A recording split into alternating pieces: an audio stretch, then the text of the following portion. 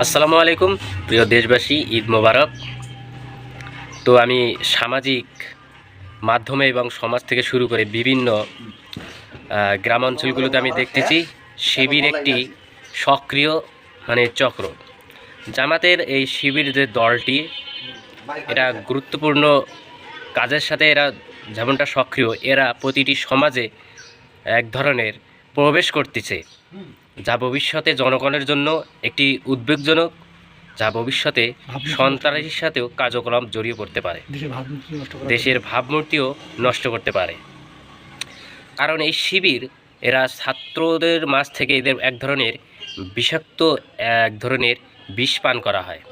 যেমন সিরিজের মাধ্যমে মানুষের শরীরে বিষ প্রয়োগ করা হয়, ঠিক এই রকমেই এদের মধ্যে এই বিষ প্রয়োগ করে দেওয়া হচ্ছে। সমাজের বিভিন্ন স্তরে এরা সমাজের মধ্যে ঢুকে এক ধরনের চাঞ্চল্য সৃষ্টি করতেছে, যেখানে মুসলমানদেরকে একটি ধর্মীয় শিক্ষার মাধ্যমে তারা একটি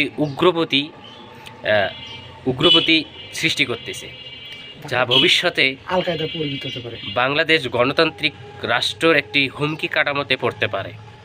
সেজন্য সমাজ ও দেশবাসী মানুষদেরকে সতর্ক থাকতে হবে, যাতে কোনোভাবেই সন্ত্রাসী কার্যক্রমের মতন বা ভিন্ন মত দৃষ্টি সৃষ্টি না করতে পারে, এবং সকল ধর্মের মানুষ ঐক্যভাবে বাংলাদেশকে একটি স্বাধীন সার্বভৌমত্ব রক্ষায় ঐক্যবদ্ধ থাকতে হবে।